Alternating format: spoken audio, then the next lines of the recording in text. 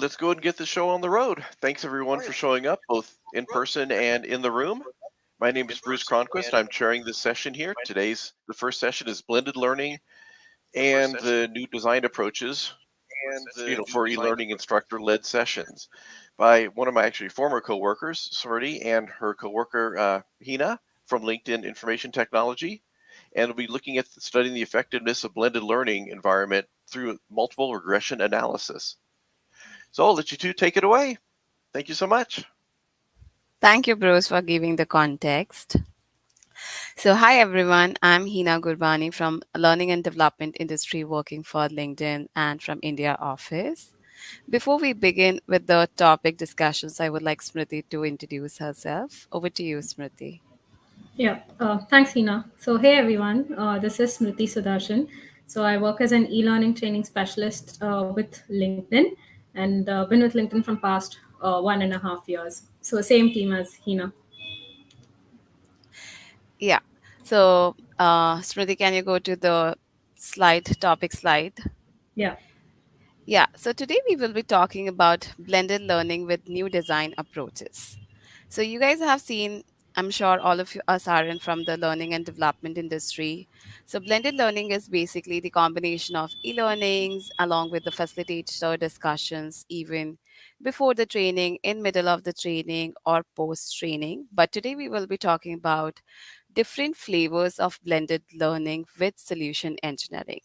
So this is how the agenda would be. We will be discussing about the training models and the frameworks which we are currently using.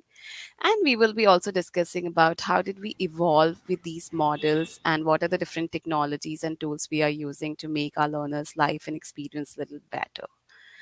So with that, let's see what are the different models we are using. But before directly jumping into the models, we will just talk about like what we do and who our learners are.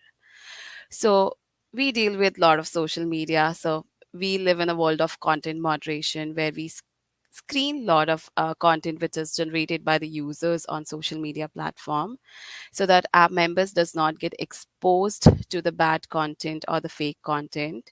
So this is what we train our learners on, that how they can take care of different types of policies, how do they apply those policies to take down the content, or just leave the content as is on the platform as per the government laws and regulations. So, with that, let's move on to our training models. Next slide, please, Smriti. Yeah. So, this is our training model which we are currently using. It has different phases which we will be jumping into in little more detail.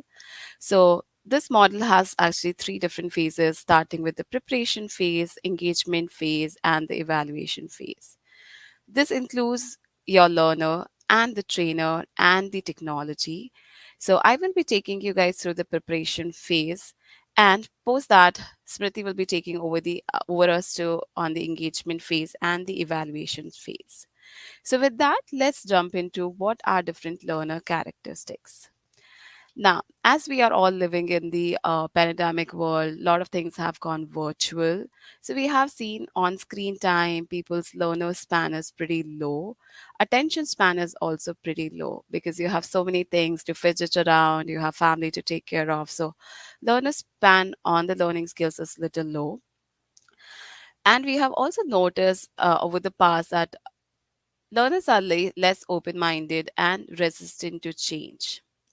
Learners have millions of things to do. They are doing multitasking, juggling around their on job roles, working on different projects. On the top of that, we give them so many trainings in and out, which takes out their lot of productivity hours. High expectations from the learners. They want quick learnings and quick results. They want immediate effects of the learnings which they are doing. They want to have like less time consuming e-learnings or the training so that they can deliver the results faster and in efficient way. Moving on to the learner experience or the emerging or the experimental learning. Instead of memorizing, learners needs more and more hands-on experience and reflective learning experience. Learners are able to utilize this by doing instead of just reading or hearing about the information. By using this model, we help facilitate learners so that they can get firm grasp of the concepts which they are learning, and they are able to utilize this learning and implement onto their real-time jobs in much more efficient way. So with that, I will hand over the next phases to be discussed by Smriti Sudarshan. Over to you, Smriti. Yeah. Thanks, Hina. So I think that is like a brilliant start to what we want to do with our training model. Now, coming to the engagement phase, as Hina was talking in terms of the learner characteristics and also the learner experience, how do we actually make this learning engaging? So, to give you a quick case study on that, we have certain micro learnings and ILTs. So, there was one time when me and Hina were working on one of the projects, and what happened was that the learner came back to us and told us that he or she is actually spending a lot of time sitting in a classroom, as such, like, or a Zoom room or a virtual classroom, as you may call it these days, post COVID. And he or she was spending about say 8 hours in the training itself, and also whatever they learned in the morning is something that they did not remember at the end of the day, so the retention rate was pretty low. So now, keeping that in mind and keeping that feedback in mind, what we did was that we took both of them and put it into a blended learning approach, which consists of both ILT and also the micro learnings. Now, the engagement was actually tapped in by three main authoring tools that we use. One was Articulate Rise, WalkMe, and Descript. So, Articulate Rise, I think, is a pretty popular tool among all of you. So, all of you should know about Articulate Rise. So, it's a part of the Articulate Suite or Articulate 360. Now, WalkMe and Descript, those are the two things that I think is pretty new to us. So in WalkMe, what we do is that we kind of automate the entire training, and we put it on, or it's basically inbuilt onto the software itself, wherein it will take you through the entire software while a person is actually doing the work. So that's what WalkMe does. And Descript is a video recording tool wherein you can record videos and also edit them pretty much on the go just by editing the transcript of your video. So now, how did we blend these two? Was using both the ILT session as well as these micro learning sessions or micro learnings, which is created using all the three modules. And this is how the entire engagement experience was provided to each of the learner. So now the impact was pretty high because of this. One was because that the delivery rate went down, so the ILT rate also went down because of that, or the ILT time or the off queue time, which he now was referring to, was also brought out because of this. And also, mostly they're using the skill and they're learning the skill on the go, so which means that a learner is actually clicking on the mouse and doing the entire software and actually learning the software on the go, rather than just seeing a PowerPoint slide and looking at the screenshots. So yeah, so that was on the engagement side of it. And going back to the evaluation and then moving forward to the evaluation side, so we have prepared everything. We have also done the engagement part of it, but how do we actually measure the impact? So the impact is usually measured using the evaluation part, wherein there are assessments or quizzes that were given to the learners while they were actually there on the ILT sessions, and there were like certain simulations or mock-ups on the training environment side, which we built, which is mostly like that is there on the software, and also those mock-ups are pretty much very similar to what they would find on the software that they would be working and doing their day-to-day jobs. And defects or audit, so again, those defects or audits are certain things that Okay. yeah, sorry, Oh, I think she dropped off. No worries. So yeah, so defects or the audit part of it. So once they are actually done with all these micro learnings, or once they've actually taken the training, since they're in the training environment and they're taking up the training and they're doing the training, so we wanted to measure on how many defects could they catch, or what is that audit percentage that we could develop them. I mean, or what is the audit percentage that we can actually judge them on. So for example, if they have done a certain case, you say, for today, and then tomorrow we actually remove those audit reports and see how much percentage of it is correct. So if a person is applying a policy to a certain case, then he or she can actually take that case up while doing the training, and then we, after like a day or two, are going to remove those results, take those results and see what exactly is the person actually doing. Is it right, wrong, or what percentage is right, what percentage is wrong, and what sort of feedback can we give them.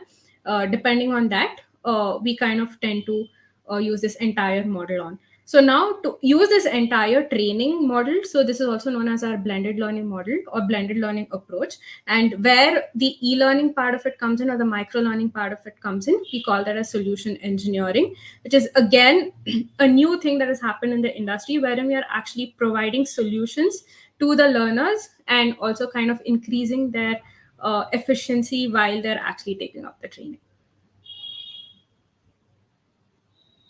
So yeah, I'll quickly move on to the next slide, wherein we'll go ahead and check on the case studies part. So in the meantime, Bruce, do you want me to take a pause here and take questions, or just wait until the end? Oh, there's no questions right now, so you keep going. Hina's actually in, but we need to get her promoted to the stage. So Sean, if you can Okay. go ahead and do that, that'd be great.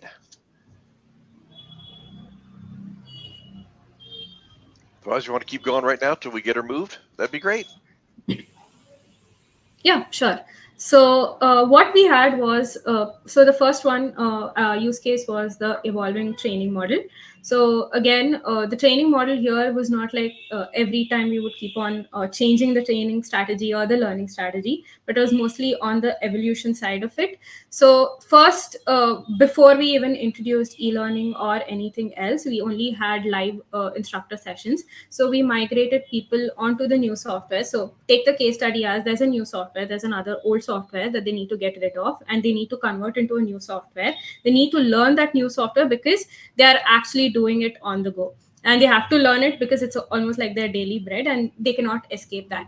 So what we did was we migrated them batch wise. So the first batch had only the virtual live instructor session, which is just like normal 60-minute session wherein you sit in a class and then have a look at the screen and use screenshots, and also just train them through the entire software. But what we kept in mind here was that the batch size was less than only 20. We did not go beyond 20.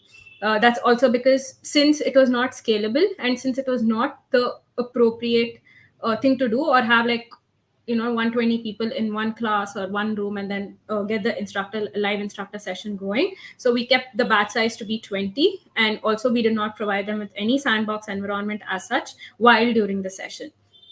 Now taking that learning from there, what we did was we went into e-learnings, which is the on-demand, self-paced, and pretty much trackable. And again, this was built using Articulate Rise, and it was just reduced onto 30-minute course. So what we did was that we took that course, gave it as a pre-read, and also we put in open office hours if any person had some sort of questions that they need to ask, or some sort of doubts that they had, or queries that they had. That was something that we did. And plus the batch size here was about 45, which kind of worked out to be pretty well when compared to what they were doing with the live instructor session. Now again, there's a downfall or a downside to this, was that open office hours was like 2 hours, and everyone had a lot of questions on that, and it would usually go beyond 2 hours. Sometimes it would just go up to 4 or 5 hours. So that was the major downside of this, is because one, the e-learning was great. It's not that it was not good. It was great, but it just did not provide the skills, or did not provide that kind of a sandbox environment where they can actually utilize the skills, and then we could measure their entire learning journey as such. So then we evolved onto something known as virtual scalable assist, which means that we already had an in-house app that was created and hosted on the site. So whenever they click, so it's mostly like Amazon, where you see this one-stop shop. As soon as you click on the cart, you go ahead and view the entire list of things that you have actually put in, and then you go and choose that, and then you see that what the description is, how it goes, and all of that. So similar to that, what we did was we created one app, which is also known as the need help menu, which we call it internally.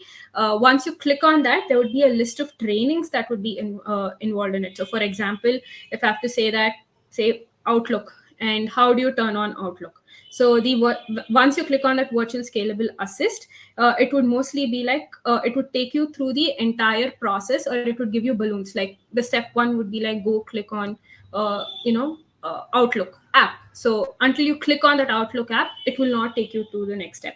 So what happened was that since these steps are pretty trackable and also on the website and also on the tool itself, so it didn't take more than 2 to 5 minutes to create to actually go through the entire training and develop that skill in house. So they could play it n number of times they want, and even if there was a drop in a certain step that they were taking, so for example, if someone did not click Outlook, we can actually look at it from the back end and tell them like, why exactly were they not clicking on Outlook? Is there some issue with the instruction, or was there something that we had to provide from ourselves, or provide an e-learning separately, or provide an instructor session separately for it? So this kind of granular level tracking on the clicks was something that we did, and also we could kind of measure them on day-to-day basis, and also monthly basis, weekly basis, and quarterly basis on how exactly everyone was performing. Now, coming to the scalable part of it, if it was scalable, yes, it was very scalable, because we kind of cater to about 23,000 moderators, as you would say, or the learners at one go, because we do not have to take up a lot of ILT sessions or even the e-learning part of it, which would not impart that much amount of skills until and unless you're actually reading through it and then doing it. So yeah, that was one thing. And in the scalable assist part of it, one more thing was that there was a lot of consistency that it brought among the processes, because if it was a live instructor session or an e-learning, again, in the e-learning there might be a lot of changes that might occur, and also in the instructor session there might be a lot of changes that might occur, since we are into social media and you see that there are so many things that go on social media, and we almost have to do everything, every day there's some sort of a change that goes on. So what we did was that since this was scalable, it brought in a lot of consistency among the processes across all the learners. So it was not just one learner or like 20 people who would be learning it, but it was across all people, everyone we brought in the consistency as. And also with the scalable assist, it was mostly like the live instructor, whoever was there teaching on the live session, was actually there as an avatar to kind of assist them through the entire journey of them learning a new software. So that's mostly like the case one part of it. Use case two, yes, I think I'd take a quick pause here. And Bruce, is Hina in? Yeah, she's in, but she's not actually on stage yet. And Sean's working on that right now. We have a back Okay. chat going, so yep, we're working on it. Thank you. Okay, so shall I go ahead and continue? Yep, there's no questions here. I'm not, Sean's might be busy, but please let us know if there's any questions there in the room.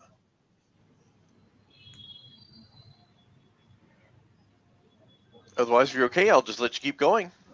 Yeah. So Thanks. thank you. So on the second one, the use case two was on the nano learnings with WalkMe, and also using the Descript tool. So again, WalkMe is a tool, but the person who builds it is a WalkMe developer or a solution engineer. So what we did was that there was this entire batch of, I think, 150 to 200 people who had to be migrated onto a new software, and we had to provide them with the training at one go itself. And we did not have much of trainers at that time, and plus it would not be feasible for us to kind of train the entire set of 150 folks at one shot, like especially while they're coming in and then they have to work, and they also need to get into production as soon as possible, like in 2 days or so. So what we did was that we kind of created these 2-minute training videos using Descript tool. So I would highly recommend using Descript for any sort of video learnings or any sort of video based recordings that you would like to do, because it comes pretty handy, and also it's not like you need to be an editor to actually edit it. Any normal instructor or normal person, a layman, can actually take that tool, use it, and understand and get a quick grab of it as well. Yeah. So what we did was we provided nano learnings there, rather than micro learnings, which would cater to like 5 and 10 minute. We kind of did 2 minute videos in there, giving only the important features that are actually applicable for their role, and also how they can kind of get the skill transferred within those 2 to 3 minutes. So that was something that we tried, and it was like a huge, huge success for us. Was because how we did that was also because we kind of interviewed the learners, with understood their characteristics. That, see, first of all, we are into a content moderation phase, or content moderation industry, wherein the changes are very quick, like it just happens overnight, and there is no way that we can stop it. So for example, if I say that there's Pride Month going on this time, so there would be certain posts that come up, or certain ads or jobs that would come up only related to the Pride Month, and we'll have to see and keep LinkedIn as safe as possible. We'll have to review that content and then actually tell them if this is okay with respect to the LinkedIn policy or not. So if you have to actually do that and the impact is high, then the only way to train our learners is by using nano learning. And this characteristic was something that we got during our preparation phase, and in the engagement phase is where we kind of developed this entire nano learning module. And also we kind of got this entire training uploaded onto WalkMe. So, and how was the training uploaded? Was by using the virtual scalable assist, by using WalkMe tool, and we had all the guided workflows that were kind of like put on the scalable, or on our help menu, and we kind of implemented the training then. So yeah, Hina, if you'd like to add a few things here on case study 2. Yeah. Can you hear me? Yeah. All right. Yes. Welcome back, Hina. So if you could Oh, just give us a quick yeah. overview on the case study 2 as Yeah, well. sure. Thank you so much, guys, for your patience. Yeah, so this is one of the examples that that's how our learners gets trouble when they're in virtual mode. Even I see in and out when my trainees are out of the session, they get stuck at times. You don't have access, like who is listening, who is not listening, who is in the class, and this was like a live demonstration, I would say that, which we just incurred in. So a huge apology to that, and talking about what this Smriti very well explained about the evolving technology, yes. So, like, we started with lot of we wanted to do in classroom sessions, but because of pandemic, we went into the virtual live sessions. I think, yeah, they were cost effective because you don't have to travel, you don't have to go to different countries. Yeah, it was good on the company side, I would say, from the cost benefits. But then we started having a lot of in virtual sessions using Zooms or Teams or various other technologies other organizations might be using. We had a lot of sessions, and one of the product training, which as Smriti already mentioned about, like we had like a 60 minutes training wherein we were juggling around different time zones. We are delivering trainings to different users. Yeah, they were listening to us, they were learning, but it was a lot of pressure from the productivity team side as well, that hey, we cannot give you our people for 1 hour, they are off cues. So they are learning, they're not implementing, so it's like half and half knowledge, I would say. Then we transitioned to, yes, e-learnings. That was our next technology which we use using Articulate Rise. Yeah, e-learnings again was good, but they were like long study. Some people are like, as you all know, that there are different type of learners, kinesthetic. Some people like reading, some people like watching certain things and learning from it. So we could not cater a lot of audience, I would say, over here, like, because everybody has a different way of or the style of learning. So that's where we came into e-learning. But again, they were little big modules, time consuming as well. And then we come into a world of virtual scalable assist, which was WalkMe, which is a great tool which we are using. It's more like a guided workflow. So it gives you a guided flow of things like, hey, click here, do this, click here, do this, click here, do this. So it just gives you a flow onto the tool, live experience, that this is what you have been learning. And this is where you click, this is what happens. So it basically explains you with the click basis as well. So that's which helps us to track as well how many people clicked, where they clicked, Are they having, like, are they spending a lot of time on a specific place? So you can basically deep dive. What are the areas where you can spend more time with your learners to make them understand, okay, this is how you implement this, or this is what this means. So it gives you a lot of information at the back end as well from the analysis per se, that how your learners are getting engaged and where they need more help on.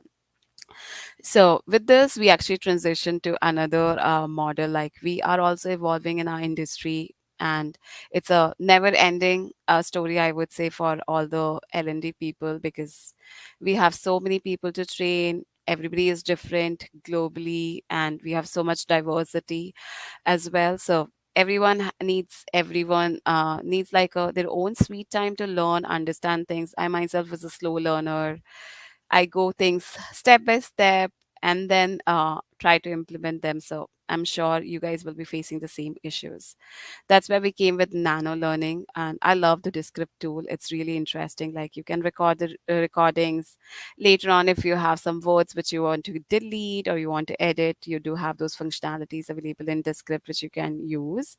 So now we have actually made a lot of trainings, would say, a lot on Descript and available on WalkMe as well, so that it's less time consuming for our learners.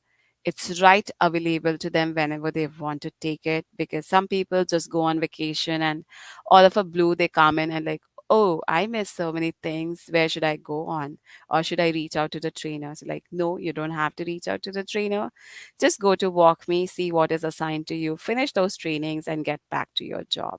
So this saves a lot of, I will say, the communication time also between your manager, between your trainer. You can just directly go to your tool that is like a one-stop tool and do everything whatever you're expected to do, rather juggling around between your Outlook emails, your manager, chatting on Skype or Teams with the trainer, getting onto the calls. I know it's really messy.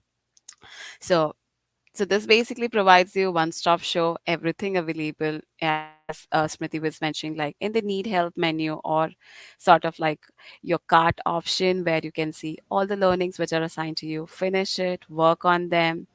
And now it's not like that the learners are left out. What if someone has a question? Where do I go? So Smriti and myself, we do schedule some open office hours globally to cater a lot of audience.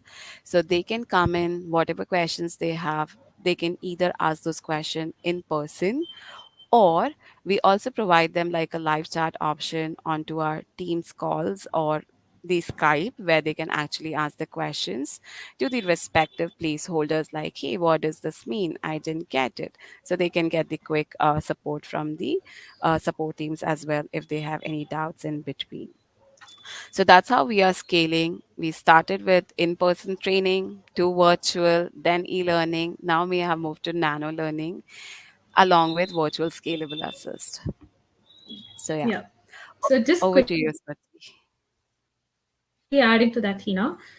The thing is that the one thing with virtual scalable assist is that we have a lot of trackable online workflows that are in there with the virtual scalable assist. So basically, if a person is not able to, or if the learner is not able to grasp some sort of a step, or some sort of a video they're not able to view or something like that, then what happens is that in our kind of dashboard that we see at the behind, there is always a drop in it. So which means that, like, how do we actually measure this in a granular level is that if there are 10 people, out of which 7 people have dropped off that step, which also means that there's something wrong with the step that is going on, and then we kind of get that implemented into our steps going forward, or in the next upcoming versions that we release of the product, of that need help menu. But yeah, so I would also say that since these are like 2 to 5 minutes of the guided workflows, the data, to kind of like get that data, we would require at least about like a month or a week to do all of it before we actually given some certain sort of insight saying that this is something that we need to do, rather than us trying to just implement it with one or two goes to it. So yeah, in that way it kind of provides this entire big picture of the body language which the learner is actually displaying on the screen, and then gives us more on the data driven approach decision making, rather than us actually taking decisions randomly on using like using a learner interview, or something more in terms of that if this person has not worked on it, or some sort of a time completion that is there on e-learning. Like if a person even keeps on clicking next, and he or she just finishes the learning, it means that he or she has actually finished the learning on LMS. But it's not like that here. It's mostly on how they are displaying their body language on the website or on the tool in which they are using it and communicating, rather than us actually taking decisions without using the data. Okay, so cool. So with this framework of whatever we have spoken, we would like you to try out one small hands-on activity. So assume that you have like 10 new hires that you need to get on board, and you need to teach them Outlook. So in that, especially on how do you want to actually schedule a meeting. So it would be great if all of you could try implementing the framework that we have discussed to the new hires. So the target audience is your new hires. So you could use a notebook or a laptop, or however you're comfortable creating this strategy. And yeah, let us know how you think. So we'll just wait for 10 minutes over here, and then yeah, from there we'll go on to the Q&A session.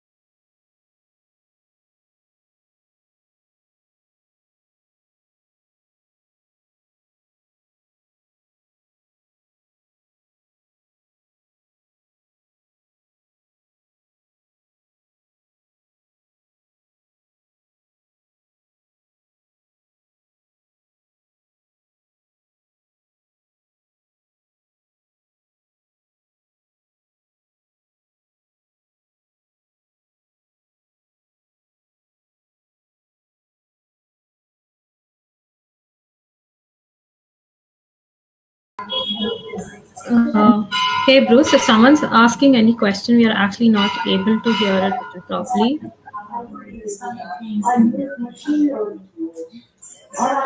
Yeah, just put that in chat. Let's, Feel free to talk if you have any questions. Yeah, they'll hear you.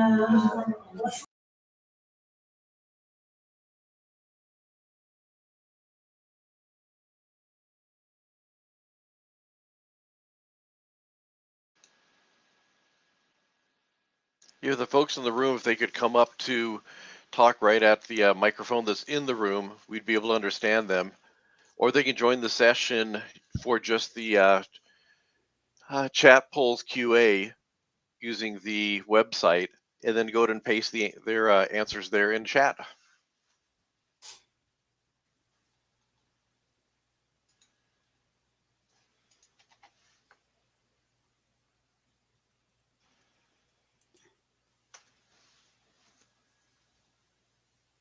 If using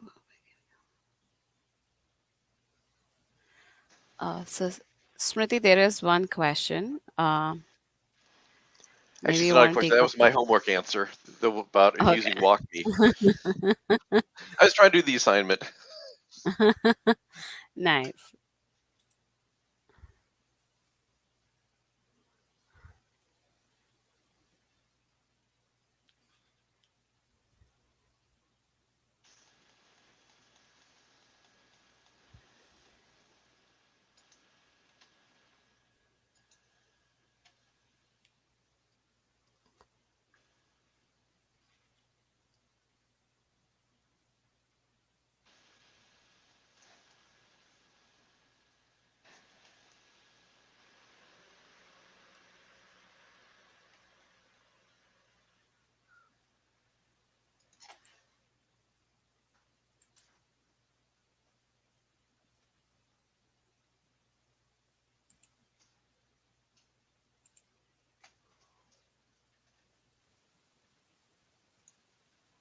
So, Sean, if you could let us know if anyone in the room is working on the task and ready to submit anything to the presenters.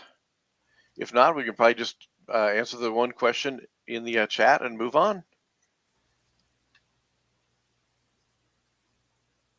Okay, I guess let's go ahead and move on. There's maybe one question on the event pane if you want.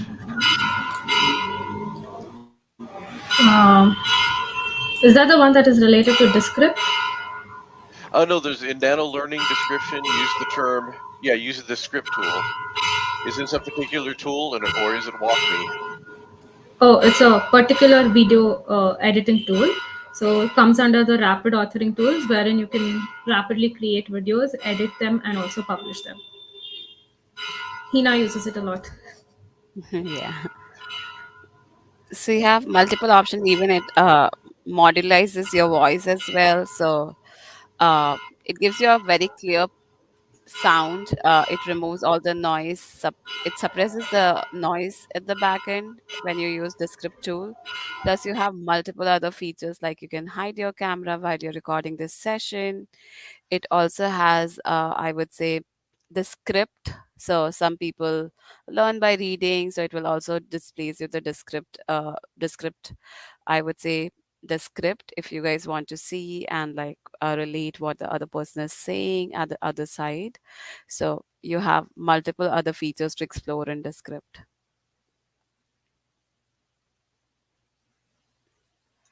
All right. Any other questions for us? I actually have one. So you kind of mentioned the couple of cases that if someone needs human help, that you have the office hours and the Yeah. support team. Have you tried using Mhm. like a community help where people can post their own questions and look for answers? Kind of like a Teams chat thread or anything like that? So right now we have not reached at the community help per se right now, so we are very much on the documentation or on the go. So we do have like common teams chat where we give the POC names, and whoever is available globally, they try to answer those questions. So we do have a lot of POCs in different locations assigned saying that, hey, this training is going live. If there is a question and name a region, go ahead and answer it. If we are available in APAC region and if we get any questions in the APAC time rounds, then we are answering those questions. Plus, we are documenting all these questions, which can be later used as FAQs, so that people can just refer to those documents of FAQs rather coming to us. So we do not have, as of now, a community or like a Slack sort of a thing or Okay, Stack great. But Thanks. Overflow. Yeah, yeah, go but ahead. we do have a community for WalkMe. So it's a community for all the instructional designers who use WalkMe within LinkedIn. So we do have a community for that, wherein we have started off with the MS Teams chat thread just recently. Yeah, but that's actually a great idea, wherein we can kind of get the teams running as well.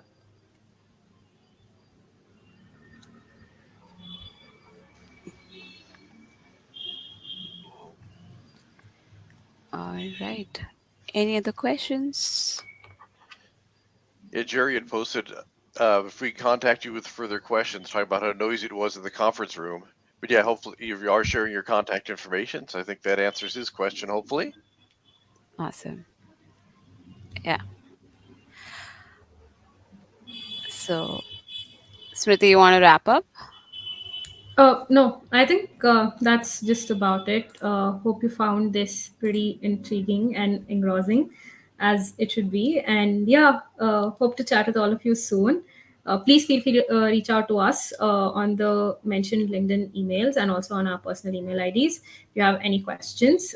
Yeah, anything related to the training model, related to whatever we have spoken today, we are open to answering questions. But anything related to LinkedIn learning side or on the products related to LinkedIn, we would not be able to take those questions in. But yeah, anything on the learning model that we have displayed today, we are happy to take any questions Yeah. after the conference as well. Yeah. Thank you, everyone. Enjoy your rest of the sessions, and we will look forward to hear some from some of you. You can reach out to us on our personal email addresses or LinkedIn IDs. And me and Smriti, we both are based out of actually APAC region in India. So in case if you're pinging us on LinkedIn from other locations, just have little patience. We will come back to you for sure. But yeah, maybe when you ping, we might be sleeping and we'll get back to you when we get up. Yeah. What, you're allowed to sleep? When did that Yeah.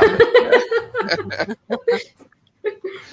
Awesome. Thank you so much for the presentation. It was great and informative. I love the actual, application just showing what you've done and what kind of the results were and some of your suggestions on how things could, are working or not necessarily working.